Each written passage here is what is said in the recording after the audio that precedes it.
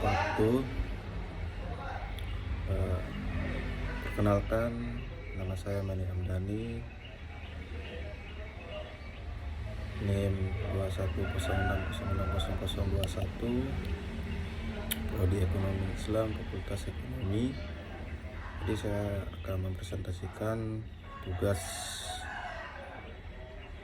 Ekonomi dan Pariwisata Syariah dengan tema Sumber Daya Pariwisata, dosen pengampu Dr. Suwandi MEI. Yang pertama, pengertian sumber daya pariwisata. Potensi wisata adalah semua objek alam, budaya, buatan yang memerlukan banyak penanganan agar dapat memberikan nilai daya tarik bagi wisatawan. Damanik dan Weber di 2006 mengatakan sumber daya adalah segala sesuatu yang menjadi unsur pariwisata dan mendukung kelancaran sektor pariwisata dalam mencapai tujuannya.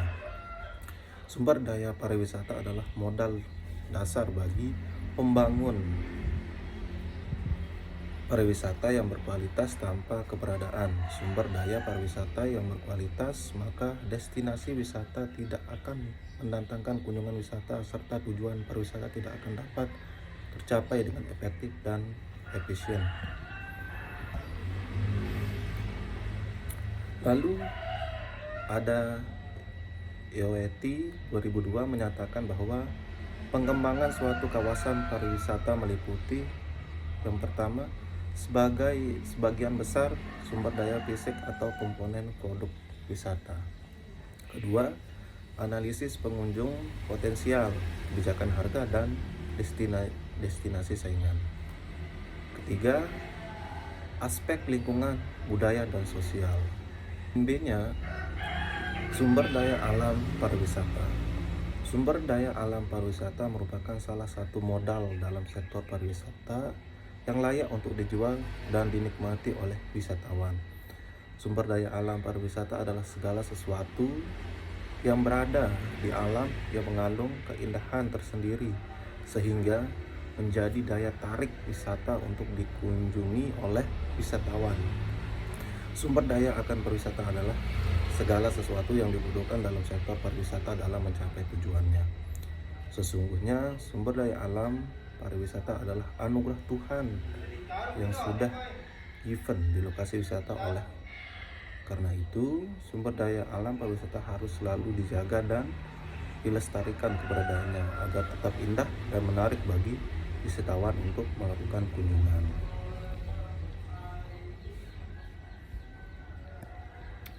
Oke, kita lanjut. Di sini ada Swekadijo 2012 menguraikan beberapa alasan penting mengapa sumber daya alam pariwisata merupakan destinasi wisata yang menarik. Di poin pertama, ia mengatakan dari alam maka akan banyak wisata tertarik dengan kegiatan yang dapat dilakukan di alam terbuka. Daerah terpenting untuk para wisatawan antara lain pegunungan, hutan, wilayah pesisir, dan laut. Poin B-nya, dia menyampaikan dalam masa liburan maka orang akan menikmati berbagai potensi alam yang akan dituju, seperti melihat pemandangan di daerah pedesaan atau kehidupan di luar kota. Selanjutnya, banyak wisatawan yang menikmati ketenangan di tengah alam terbuka yang iklimnya nyaman, suasana yang tenang, pemandangannya bagus dan terbuka.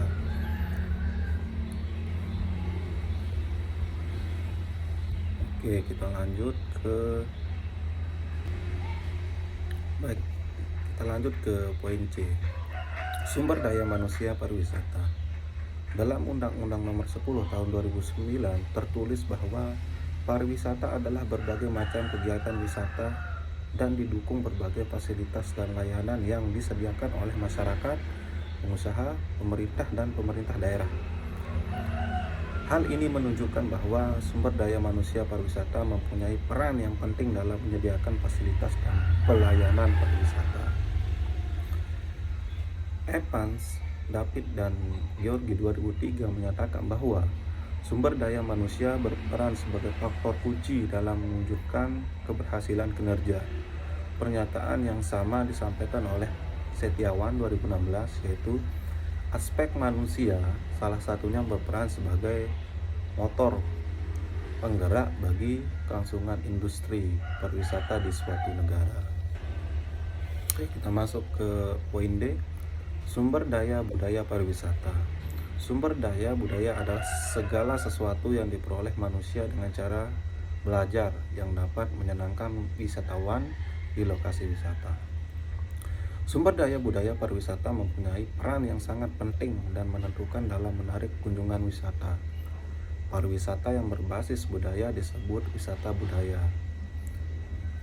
Etika 2016 menyatakan bahwa wisata berbasis budaya adalah salah satu jenis kegiatan pariwisata yang menggunakan kebudayaan sebagai objeknya. Selanjutnya, Pitana dan Diarta 2019 menambahkan bahwa sumber daya budaya yang dapat dikembangkan menjadi daya tarik wisata adalah sumber daya budaya yang dapat dikembangkan menjadi daya wisata. Ada 7 poin, tapi saya akan bacakan beberapa poin. Pertama, bangunan bersejarah, situs monumen, museum, galeri seni atau budaya kuno dan sebagainya. Kedua, seni dan patung kontemporer, arsitektur, tekstil, pusat kerajinan tangan dan seni. Ketiga, seni pertunjukan, drama, presentasi, lagu daerah, teater jalanan, dan selanjutnya. Oke, kita masuk ke poin terakhir, sumber daya sarana dan prasarana pariwisata. Suwantoro 2004 mendefinisikan sarana pariwisata yaitu kelengkapan daerah tujuan wisata yang diperlukan untuk melayani kebutuhan wisatawan dalam menikmati perjalanan wisatanya. Sedangkan prasarana wisata adalah sumber daya alam dan sumber daya buatan manusia yang mutlak dibutuhkan oleh wisatawan dalam perjalanan di daerah tujuan wisata seperti jalan, listrik, air, telekomunikasi, terminal, jembatan, dan lain sebagainya. Gun dan Turgut 2002 menyatakan bahwa fasilitas merupakan fasilitas pelayanan dan sarana-prasarana penunjang pariwisata yang nantinya akan dapat memenuhi kebutuhan wisatawan selama berwisata di suatu tempat. Lalu di sini ada Skarsari et al. 2020 menyatakan beberapa sarana prasarana pariwisata yang harus ada di lokasi wisata tersebut. Yang pertama, fasilitas transportasi. Kedua, fasilitas akomodasi. Yang ketiga, fasilitas catering service. Yang keempat, objek dan atraksi wisata. Yang kelima, fasilitas perbelanjaan. Dan terakhir, tempat atau toko. Jadi itu yang perlu ada di tempat lokasi wisata. Oke, salah satu upaya untuk meningkatkan sarana prasarana pariwisata adalah dengan meningkatkan kualitas instruktur pariwisata. Infrastruktur dan fasilitas adalah faktor kunci bagi pembangunan pariwisata di suatu wilayah atau negara. Jadi itu hal-hal yang harus dibangun sehingga nanti wisatawan enak saat mereka berkunjung dan betah tinggal di sana. Oke.